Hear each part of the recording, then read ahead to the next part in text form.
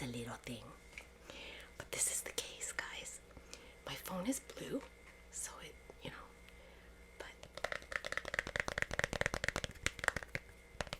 but look at this pop socket. Shiny.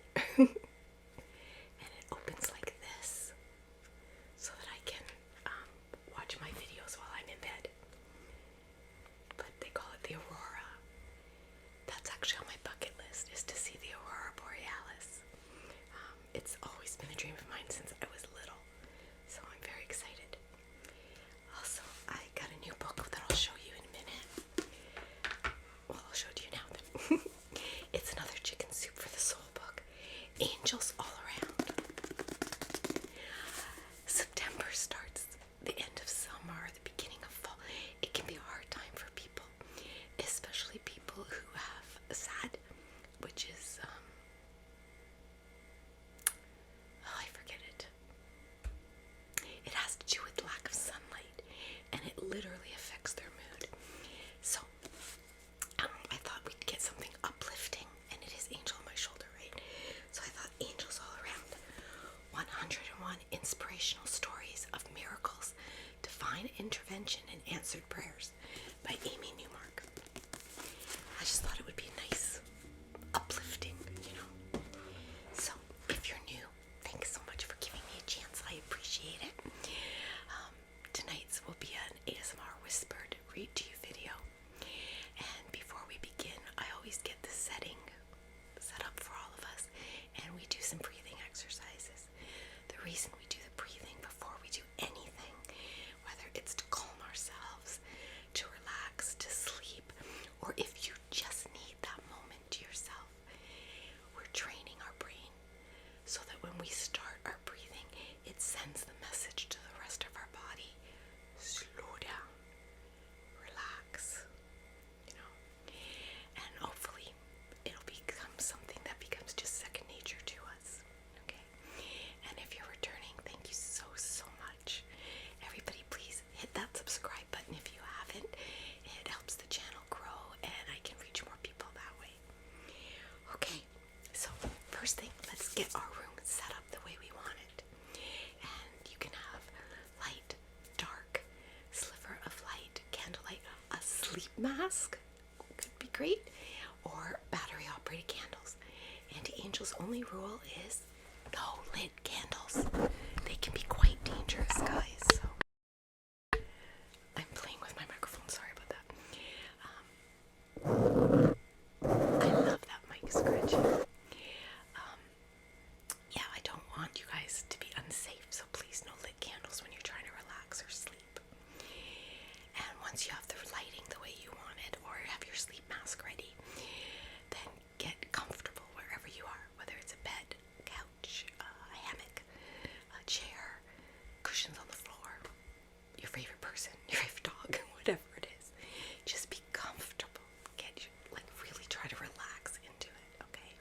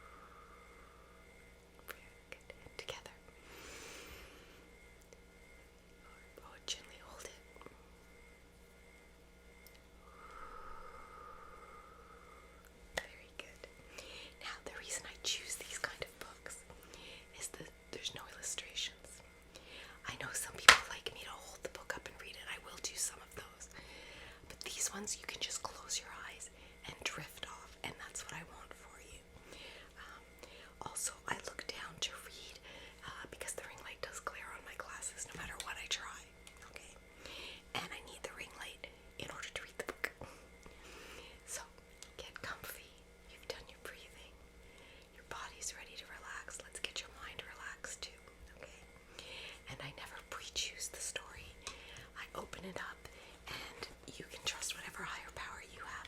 I have faith that I will find the story that is going to speak to someone tonight.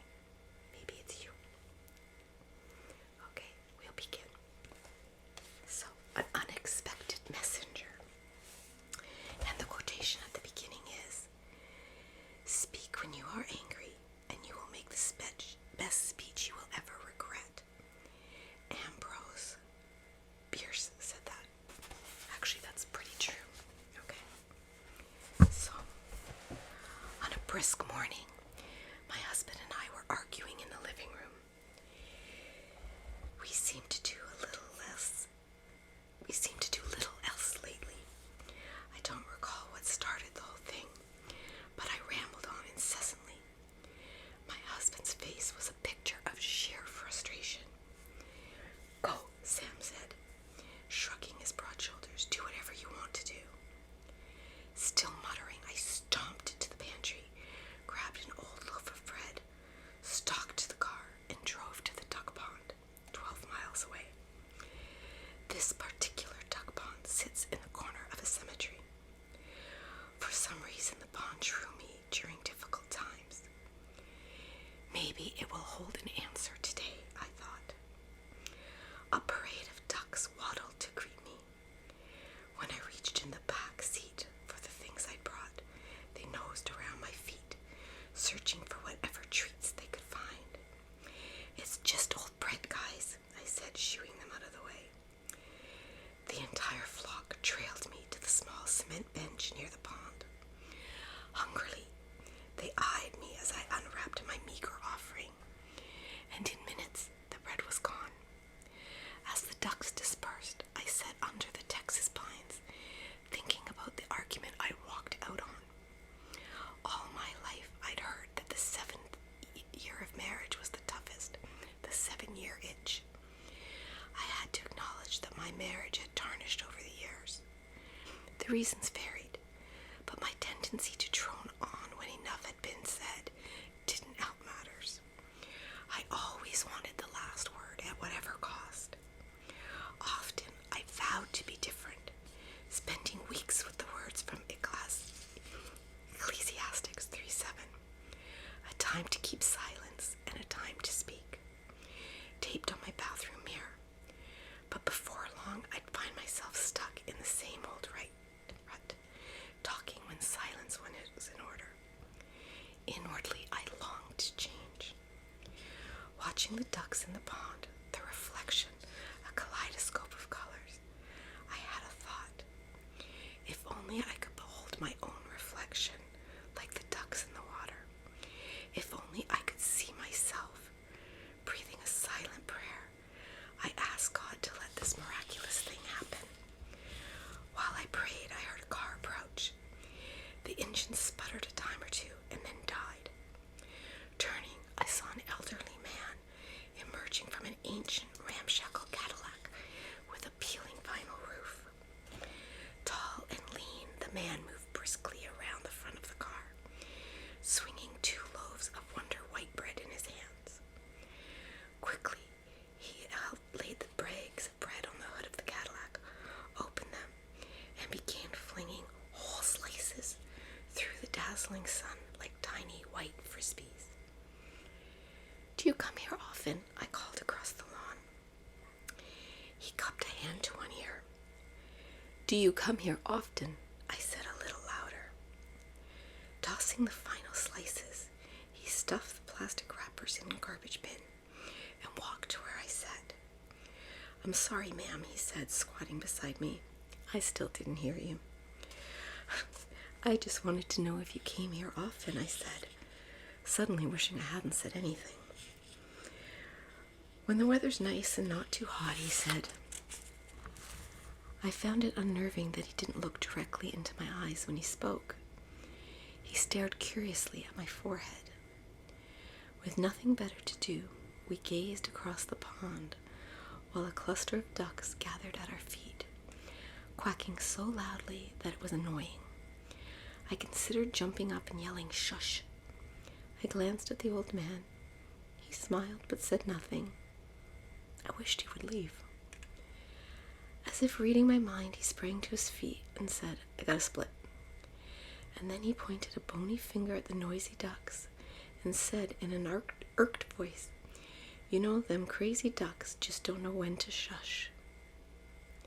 And with that declaration and a wave in my direction, the old man sauntered to his car, brought it to life, and clanked off into the distance, a flurry of leaves chasing after him.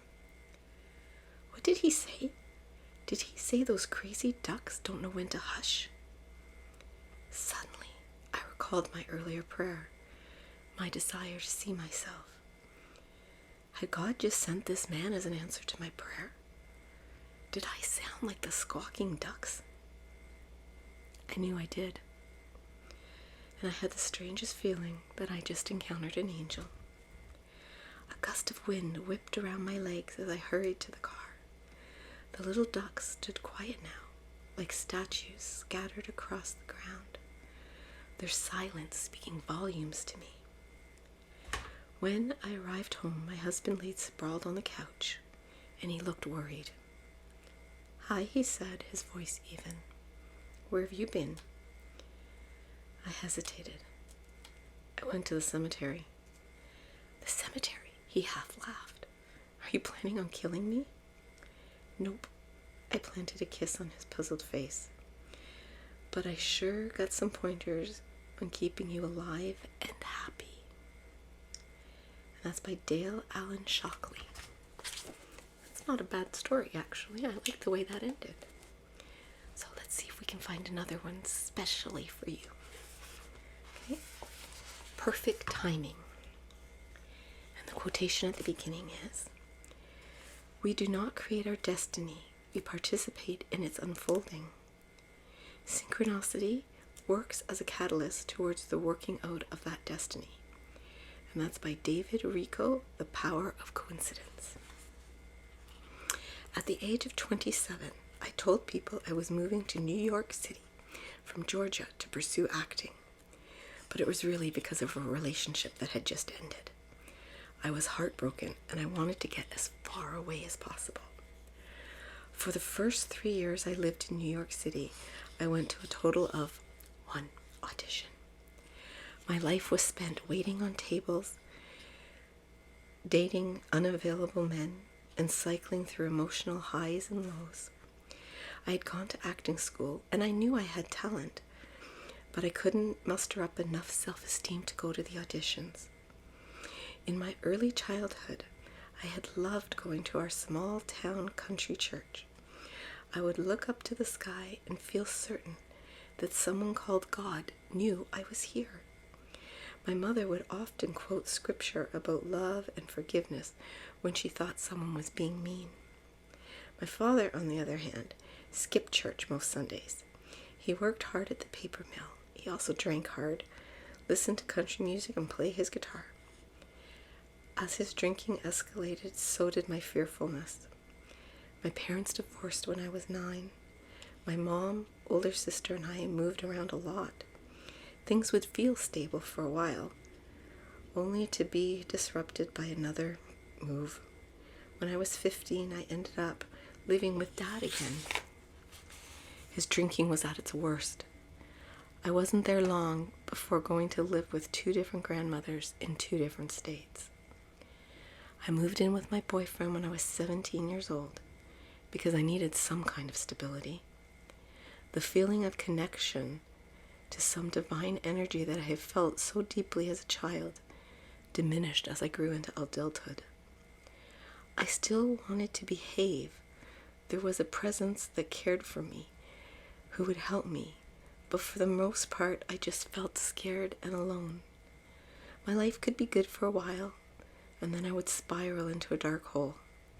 I smoked heavily as a way to cope. Then one day, 3 years after I moved to New York, I was too depressed to even light up. I lay curled up in a ball, crying for hours. I was struggling to pay the rent. I was 30 and going nowhere. I barely had a high school education, and most of my work experience was waiting tables. I didn't see a way out. life was too hard. I imagined taking pills and ending it, but where could I get the pills? And I didn't really want to die. I just wanted out of the pain. At some point, I needed to use the bathroom, and I pulled myself out of bed. I felt so tired and sad that I sunk to the floor. As I got on my knees, I prayed and I cried. If there's anyone out there, please kill me or help me. I can't do this anymore. What I felt next was hunger. I managed to stand and get dressed and went to get food.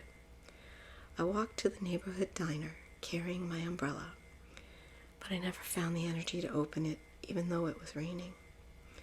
I sat at the counter drenched and ordered a grilled cheese, the cheapest item. The sandwich arrived and I tried to take a bite, but my mouth was so dry that the bread and cheese just felt like a rubber ball as I was trying to chew. Finally, I just spit it out in my napkin and paid the check. I got up to leave, and as I was approaching the door, I noticed a tall man standing outside under the awning, obviously waiting for the rain to lighten. I opened the door, and to my surprise, I heard my own voice. "If you're not going very far, I could share my umbrella with you." He said that would be great. I'm going to 22nd and Park Avenue. It was a few blocks away. I handed him the umbrella. He opened it, and we walked quietly towards Park Avenue. Shortly before arriving at his building, I asked, "What do you do?" He said, "I'm a psychotherapist with a specialty in dysfunctional families and codependency." He suggested I come up to his office and get his card. He said a consultation would be free, and that if it felt like we could work together, we could discuss a rate. I took the card and put it in my nightstand drawer.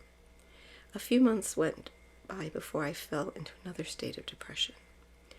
Lying in bed, I opened the drawer to look for cigarettes, but I saw his business card. His name was almost glowing on the card. It was all I could see, like it was bigger in size than it actually was. I made the call and saw him for a consultation. He asked how much I could afford to pay for sessions. I said $40.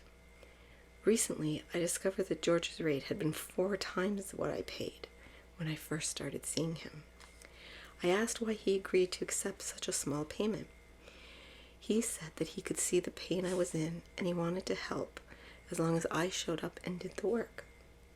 Soon after starting therapy with George, I lucked into an entry-level assistant job with a small, independent music publicity firm.